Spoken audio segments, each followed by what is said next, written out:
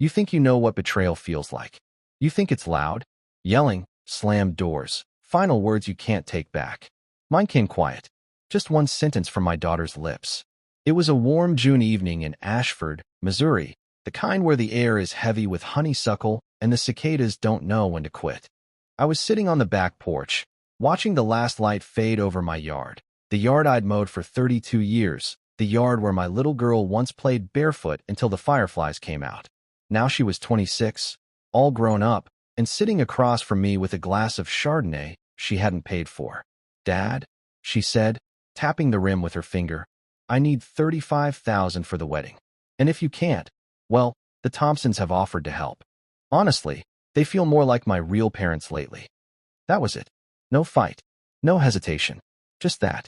The Thompsons, her fiancé's parents, were the kind of people who bought friends with wine that cost more than my monthly pension. Always smiling too wide, always asking little questions that felt like they were measuring my worth in square footage and bank statements. I didn't answer her right away. I just stared into my drink, the ice melting, watering it down, much like she'd been watering down my place in her life for years. The kitchen door creaked behind me. She took that as her cue to leave, muttering something about thinking it over before heading to her car. The smell of her perfume lingered long after the engine noise faded into the street. Inside, the house was too quiet. My late wife's photograph sat on the mantel, her smile caught forever in the summer of '98. She would have told me to let it go, to be the bigger person. But as I stood there, the shadows stretching long across the living room floor, I knew I was done being big, generous, forgiving.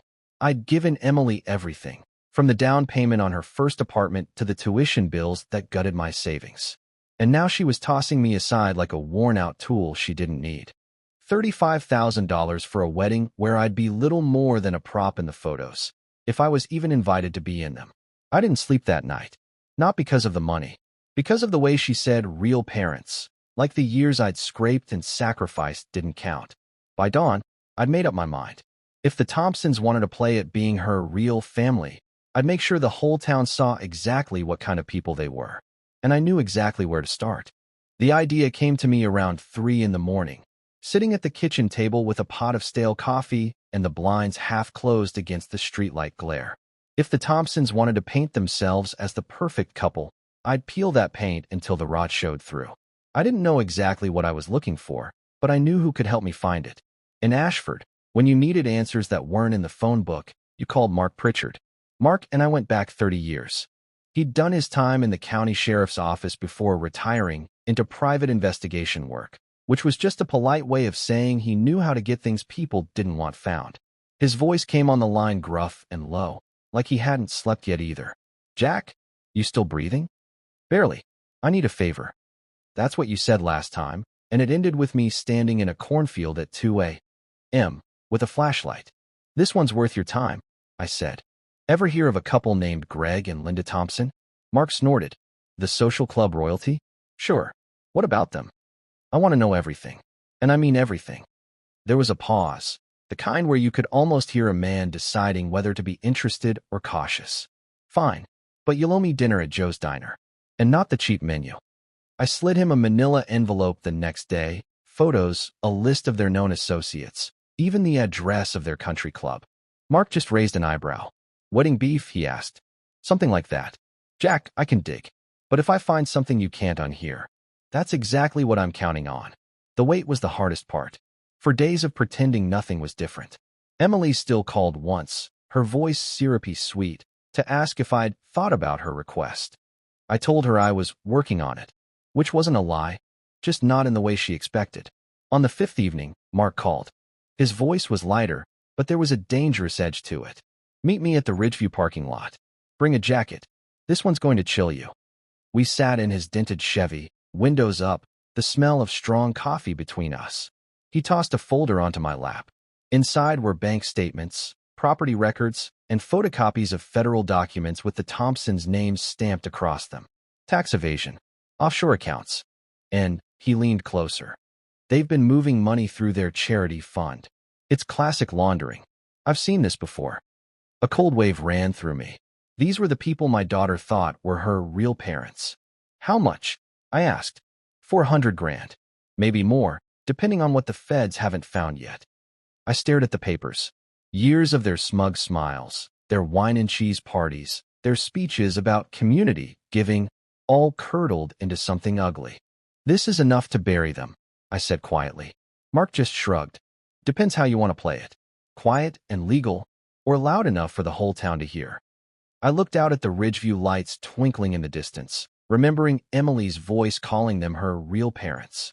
Oh, it'll be loud, I said. Very loud. The folder Mark gave me stayed on my kitchen table like a loaded gun. I'd make coffee in the morning, and there it sat, daring me to pick it up. By the third day, I wasn't just ready to use it, I was itching for it. The Thompsons lived in a sprawling brick colonial at the edge of town, the kind of place with a driveway long enough to host a parade and a front lawn that looked like it had been trimmed with nail scissors. Perfect. Pristine. Exactly the image they sold at their wine-soaked charity events. I didn't want to just hand this to the authorities and let it quietly disappear into some filing cabinet. That would be too clean. No, the goal was to make it impossible for them to keep their masks on. Step one was finding the right audience. And in Ashford, nothing spread faster than a rumor at the Rotary Club. My friend Pete, who'd run the local print shop since before I was born, had an open ear and a loose tongue. I called him up and asked if he still printed the club's quarterly philanthropy bulletin. Sure do. Why? I've got a story for you, and some documents to back it up. Pete didn't ask questions. He just told me to drop by after hours. That night, under the hum of fluorescent lights, I slid the photocopies across his counter. Tax forms, bank records, wire transfers with charity in the memo line that went to a shell company in the Cayman Islands. Pete's eyes widened behind his glasses. Jack, this is a career-ending kind of thing. Good, I said. I want it in print before their next gala. And I want every member to have a copy in their mailbox. While Pete worked on that, I set up step 2, the legal tripwire. I met with a state tax investigator in a bland government office that smelled like old paper and burnt coffee. She flipped through the folder with an expressionless face, but I caught the glint in her eyes when she hit the offshore account statements. This will require a formal audit, she said. How long? Given the amounts? We'll be moving fast. Weeks, not months. Perfect. That meant the public humiliation would land right before the legal storm. Step 3 was purely personal. Emily. She still thought I was sitting on the fence about the wedding money. I let her. In fact, I called and told her I might have some good news soon, just to make sure she kept inviting me into her little bubble of trust. She giggled like a teenager. Oh, Dad, you're going to love the venue. Greg and Linda are so excited to have you there. I could picture it already, her standing beside them, beaming, just as the whispers started to spread through the room like smoke. By the end of the week, Pete had the bulletin ready. Glossy pages, smiling stock photos, and right in the middle, a community spotlight detailing the Thompsons' questionable financial activity. It read like a feature, not an accusation, but the numbers were right there for anyone to see. We timed the mailing for the day before the Thompsons' annual charity dinner.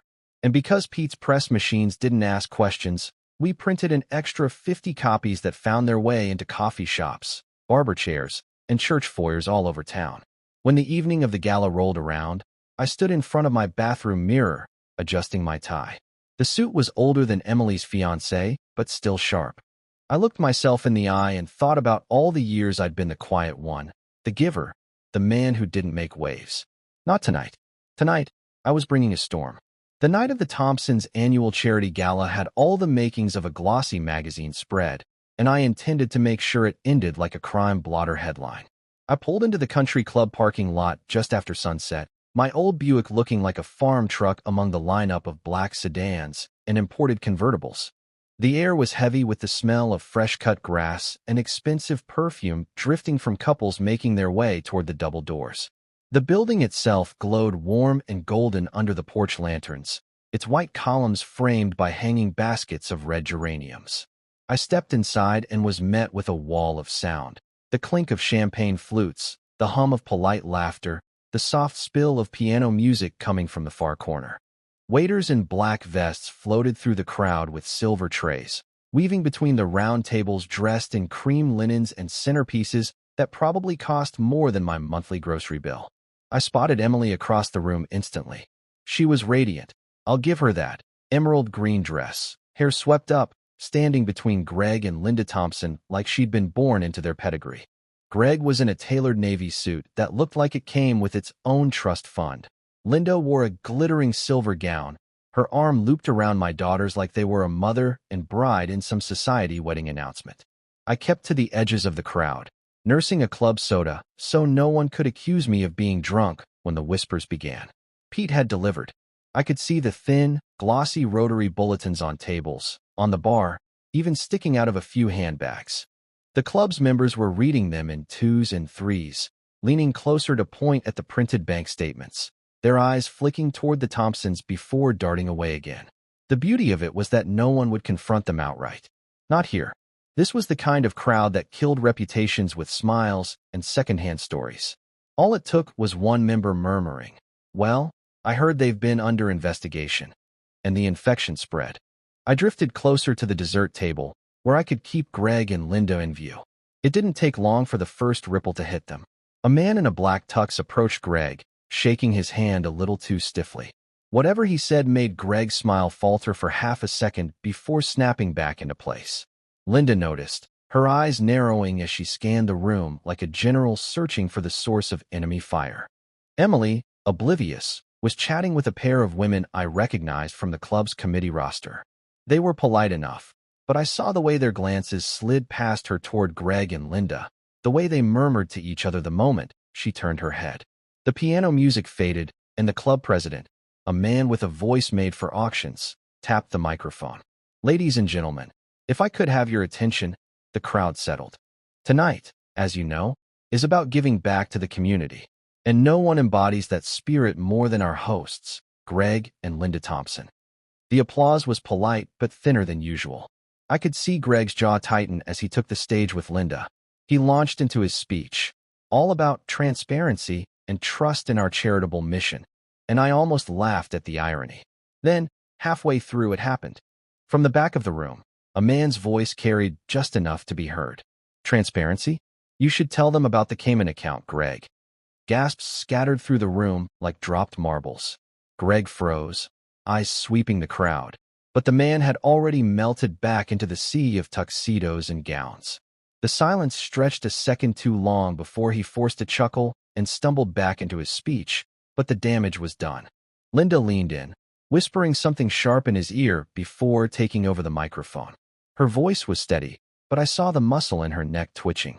She thanked everyone for coming, made a too-quick toast, and practically shoved Greg toward the edge of the stage. Emily looked confused, glancing between them and the murmuring crowd. She caught my eye across the room, and for a split second, I saw it, the question. The faint suspicion that maybe, just maybe, her real parents weren't quite the saints she thought. I didn't stay for the rest. I slipped out through the side door, the cool night air cutting through the warmth of the club. As I walked to my car, I could still hear the faint buzz of voices inside, the word audit drifting out like smoke from a burning house. Sitting behind the wheel, I let the engine idle for a moment. This was only the first fracture. The investigation would widen it into a crack and then a collapse. But the most satisfying part? Emily was now standing in the middle of the blast zone, and she hadn't even realized the fuse was lit. By the next morning, the gala had already turned into a slow-moving train wreck, and I had a front-row seat. I was halfway through my first cup of coffee when the phone started buzzing. Not Emily. She'd gone radio silent. But people I hadn't heard from in years. Old colleagues, former neighbors, even the president of the Ashford Historical Society. Every conversation started the same way. "Jack, did you hear what happened last night?" I played dumb. "No, I left before dessert." "Why?" And they'd launch into it. How Greg Thompson's face went pale as marble when someone shouted about a Cayman account. How Linda's hands shook when she tried to pour the champagne for the toast. How the room felt like a funeral after the whispers started. Every retelling came with a little more detail, a little more spice, until I didn't have to do anything except sit back and let the story feed on itself. The Rotary Bulletin had done its work. People weren't just reading it. They were making copies, forwarding photos of the pages, attaching little captions like, "Looks like someone's been cooking more than just the books." By mid-afternoon, the local gossip page on Facebook had lit up. Ashford isn't the kind of town that gets national scandals, so when one lands, it spreads like wildfire. Someone had posted a photo from the gala, Greg frozen mid-speech, Linda glaring toward the back of the room, alongside the headline. Community leaders under investigation? Comments flooded in. Knew it. No one's that generous without a reason. If this is true, every one of their donors should be asking for receipts. Wonder how their daughter-in-law feels about marrying into this mess. That last one made me smirk. By the second cup of coffee, Mark called. They're rattled, he said. I've got a buddy at the county clerk's office. Greg was in there this morning with his lawyer, asking about public access to financial records. What did your buddy tell him? That everything's public once filed, which means half the club's probably reading their property tax history over lunch. Perfect. Step 1, public doubt, had been achieved. Now it was time for Step 2, official heat. I called the state tax investigator I'd met with last week. Just wondering if there's any update, I said, trying to sound casual. Her tone was brisk, but not unfriendly. Mr. Hanley, I can't share active investigation details, but I can tell you your information was extremely helpful. The audit has been prioritized. You may be contacted for additional questions. Translation: the clock was ticking, and the Thompsons didn't even know how loud the alarm was yet. That evening, I drove past their restaurant, Thompson's Fine Dining, just to see for myself. Normally, the lot would be full on a Saturday night. That night, half the spaces were empty, and the people inside looked more like curious onlookers than regular patrons. I parked far enough away to watch without being noticed. Through the wide front windows, I saw Greg moving from table to table, his smile forced, his handshake quick. Linda stayed near the hostess stand, smoothing her dress over and over, eyes scanning the room like she expected a news crew to burst through the doors. And there was Emily, at the bar, alone, scrolling on her phone. I didn't need to guess what she was looking at. The gossip page had ballooned to hundreds of comments, and the posts weren't slowing down. For a moment, I thought about walking in, ordering a steak, and letting her see me sitting there with that folder Mark had given me. But no, patience was the point. This wasn't about confrontation. It was about erosion. Every day their image chipped away, and I wanted her to live inside the rubble before she realized who was swinging the hammer. Back home, I pulled the blinds and went through my next move. I'd already contacted 2 former employees of the restaurant, both of whom had less than glowing things to say about the Thompsons. One claimed she'd been paid cash under the table for tax reasons. Another hinted that certain catering jobs existed only on paper, exactly the kind of fake invoices Mark had found. I recorded both calls, clean and legal under Missouri's one-party consent law. Then I called a reporter I knew from my banking days, Jenny Caldwell, a sharp woman with a taste for corruption stories. I didn't give her the whole package, not yet. Just enough to whet her appetite. I've got something that might interest you, I told her. Public figures, charity money, possible tax fraud. Her voice lit up. I'm listening. We set a meeting for Monday afternoon. By then, I'd have the witness statements transcribed and the financial summaries highlighted. Jenny wouldn't need to be convinced. She'd smell the blood in the water as soon as she saw the numbers. Late that night, as I was reviewing the notes, my phone lit up. Emily. First call in 3 days. I let it go to voicemail. Her message started calm, then cracked halfway through. Dad, I don't know what's going on. People are saying horrible things about Greg and Linda. It's not true. It can't be. Call me, please. I didn't call. I sat there in the dark, listening to the hum of the fridge, feeling the slow, satisfying shift of power. For years, she'd believed she could lean on me when it suited her and turn her back when it didn't. Now she was leaning, and I wasn't there. Outside, the night was cool and still, but I could feel it, the first tremors of something bigger. By the time the real quake hit, there wouldn't be much left of the Thompsons' perfect little empire. And Emily would be standing right in the center when it came down.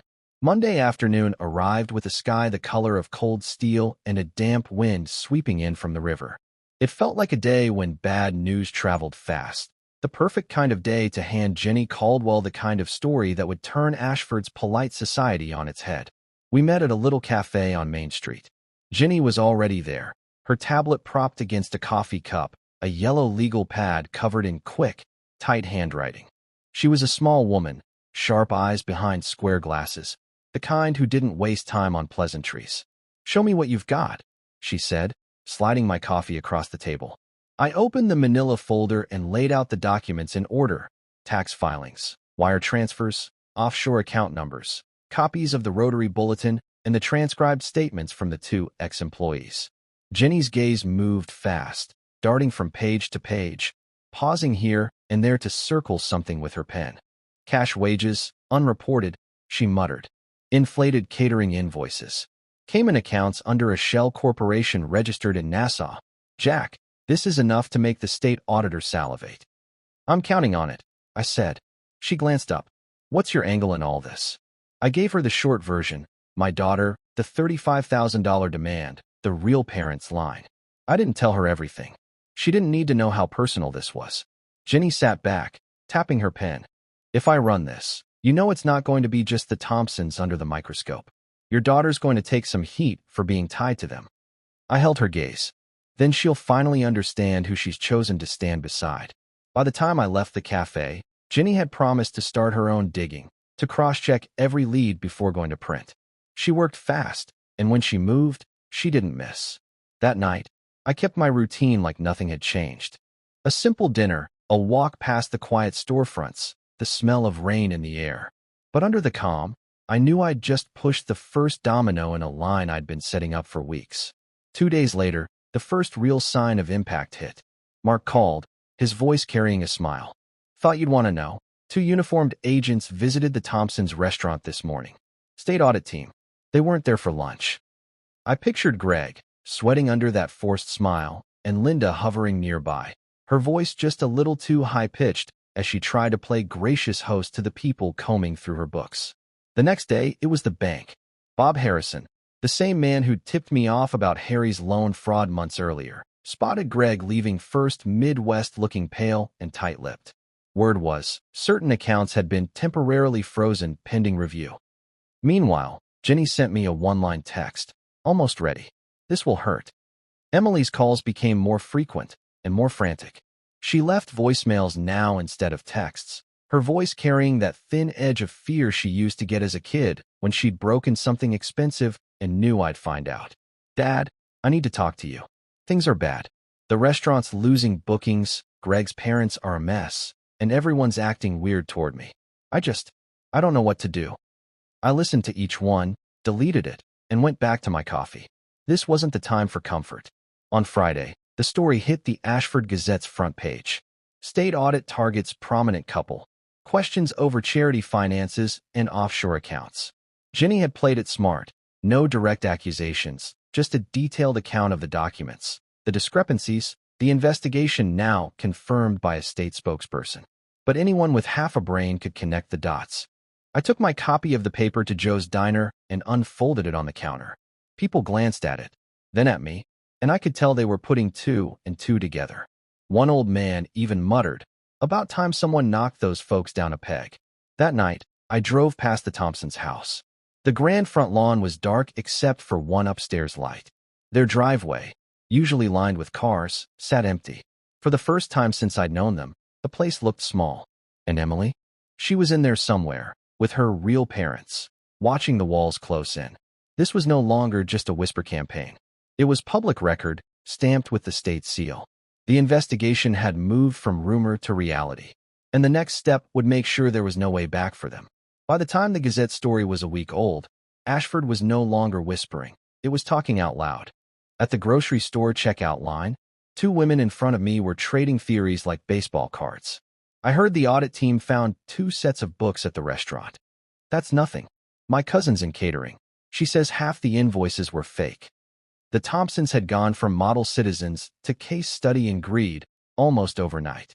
And the beauty of it was, I hadn't needed to push since Jenny's article hit. The weight of truth and a little public humiliation was doing the work for me. But I wasn't done. One Thursday morning, I was walking past City Hall when I spotted a familiar figure on the steps. Greg Thompson, tan gone sallow, his expensive suit looking like it had been slept in. He was flanked by his lawyer, a barrel-shaped man whose expression said he'd rather be anywhere else. They stopped halfway down the steps when a reporter with a camera crew moved in. "Mr. Thompson, any comment on the state audit?" Greg's smile was brittle. "It's a misunderstanding. Everything will be cleared up soon." Do you deny the offshore accounts belong to you? No further comment. The video went live within the hour, shared by every local news outlet. The freeze frame, Greg's eyes mid-blink, mouth half open, became the new meme of the week. At home, I kept my blinds open during the day, the Gazette open on my kitchen table where anyone passing by could see the front page headline. Thompson's under formal review. It wasn't subtle, but subtlety wasn't the goal anymore. Emily called again that evening. I let it ring twice before answering, just to make her feel the pause. Dad, her voice was thin. I need you to listen. Things are worse than I told you. Worse how? They froze some of Greg's parents' accounts. The restaurant's bookings are down almost 70%. We've had to let people go. And, she hesitated. Someone's been talking to reporters. We think it's a former employee, but it's like someone's feeding this. I said nothing. Just let the silence press on her. Dad, please. If you know anything, if you can help. Emily, I said, keeping my voice steady. I told you once, you made your choice. Now you live with it. You can't mean that. Oh, I mean every word. She tried to argue, but I ended the call. If she wanted comfort, she could turn to her real parents. That weekend, the Rotary Club had another event, a pancake breakfast to raise money for the town's new library wing.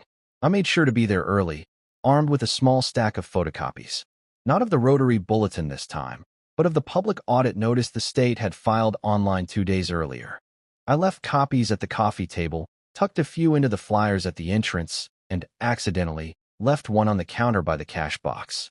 Within half an hour, the page was making its way around the room. People leaned over it, reading the legalese out loud, noting the words, possible criminal referral, like they'd just struck gold. By Monday, I heard from Mark again. You won't believe this, he said. A supplier just filed a lien against the restaurant. Claims the Thompsons owe them $30,000 for unpaid invoices. That's fast. Jack, when it rains, he let the rest hang in the air. Later that day, Jenny called. State investigators found something else, she said. Property transfers between the Thompsons and a holding company linked to Greg's name. It looks like they've been shuffling assets to avoid seizure. And that's illegal? Depends on the timing. But if the state can prove intent, yeah, it's a problem. I knew what this meant. The window was closing. Once the state locked down their assets, there'd be no dramatic public collapse. And I wanted the collapse. So I made one last move. I called a contact in the Chamber of Commerce, someone who owed me a favor from my banking days. I innocently mentioned that the Thompsons' financial situation might impact their sponsorship of upcoming town events. Within a day, their names were quietly removed from the donor list for the fall festival. That wasn't just about money. It was about erasing them from the social fabric they'd worked so hard to stitch themselves into. In Ashford, losing your place on that list was worse than a lawsuit. 2 nights later, I drove past their house. The driveway was dark. No dinner guests, no catered parties, no music drifting from the patio. Just a single light upstairs and the faint glow of a TV. Somewhere inside, Emily was realizing the truth, not just about them, but about me. That I wasn't the man she thought she could sideline. That I wasn't going to catch her when she fell. That I'd been watching the whole time, and I'd been the one shaking the ground beneath her feet. The final step was coming, and it would leave nothing for the Thompsons, or Emily, to cling to. The call came on a Tuesday morning, just after sunrise. Mark's voice was low, almost hushed, like he was afraid someone was listening. It's over, he said. State police served them this morning. Warrant, asset seizure, the whole works. Restaurants shut down. Houses under lien. I stood at my kitchen window, coffee in hand, watching the pale light spread over my street. Both of them, Greg and Linda, escorted out of the restaurant in front of the breakfast crew. News vans were there before they even locked the doors. He didn't need to tell me what that meant. In a town like Ashford, that kind of spectacle doesn't fade, it calcifies into memory. People would be telling where I was when the Thompsons got raided stories for years. By mid-morning, the first photos hit social media. Greg in handcuffs, head down. Linda trying to shield her face with a coat. Behind them, the bold white letters on the restaurant's glass door, closed by order of the state auditor. I didn't have to imagine Emily's reaction. The first voicemail came before lunch. Dad, they took everything. The cars, the accounts. The house might be next. We don't know where we're going to live. Her voice cracked, high and panicked. I didn't know. I swear I didn't know. Please, I need your help. I didn't call her back. Not yet. Instead, I went into town. The Gazette office had Jenny's latest edition posted in the window. Thompson's faced criminal charges, fraud, tax evasion, money laundering alleged. She'd done it perfectly. Court documents quoted in black and white, eyewitness accounts of the raid, a timeline of their charitable donations cross-referenced with offshore transfers. The kind of article you frame if you hate someone. I bought 3 copies and took the long way home, driving past the country club. Their parking space, the one with the engraved Thompson's plaque, was empty. A work crew was already prying the plaque off the curb. I slowed just enough to watch it drop into the back of a pickup truck. By evening, the gossip had turned into open contempt. At Joe's diner, I overheard a man at the counter say, "You hear Linda tried to call the mayor for help? He wouldn't even take her call." The waitress snorted. "Guess she's not the queen bee anymore." At 8:42 p.m., Emily showed up at my door. She looked smaller somehow, hair unbrushed, a sweatshirt I didn't recognize hanging loose on her frame. Her eyes were red. "Dad." I didn't know where else to go. She stepped inside without waiting for me to invite her. "They said we can't even get into the restaurant to get our things. We're staying in a motel." I don't know what to do. I stayed by the kitchen counter, arms crossed. "What about your real parents?" Her face tightened. "That's not fair." "It's exactly fair." She started to cry, soft at first, then harder. "I'm sorry. I was wrong. I shouldn't have said that. I shouldn't have." She broke off, looking at me like a drowning person begging for a rope. "Can I stay here? Just until we figure something out?" I let the silence stretch until it felt like a third person in the room. "No," I said finally. "You made it clear where you stood. Now you stand there." Her mouth opened, closed. For a moment, she looked like she might argue. Then she just nodded, like the fight had gone out of her. "Okay," she whispered. "I understand." She left without another word. I watched from the window as she walked down the driveway, arms wrapped around herself against the cold. A battered sedan, not the gleaming SUV Greg used to drive, waited at the curb. She got in, and the car disappeared into the night. I sat down at the kitchen table, the Gazette spread out in front of me. The Thompsons were finished. Their empire was gone, their names a punchline, their social circle reduced to people who would cross the street to avoid being seen with them. And Emily? She'd felt the ground drop beneath her feet and realized I was never going to be her safety net again. I took a slow sip of coffee, letting the warmth fill me. The house was quiet, the kind of quiet I'd once hated, now found comforting. Everything had come full circle. This was what justice looked like. Not loud, not messy, just complete. And as I folded the paper and slid it into the drawer with the others, I knew one thing for certain. When people show you who they are, believe them the first time.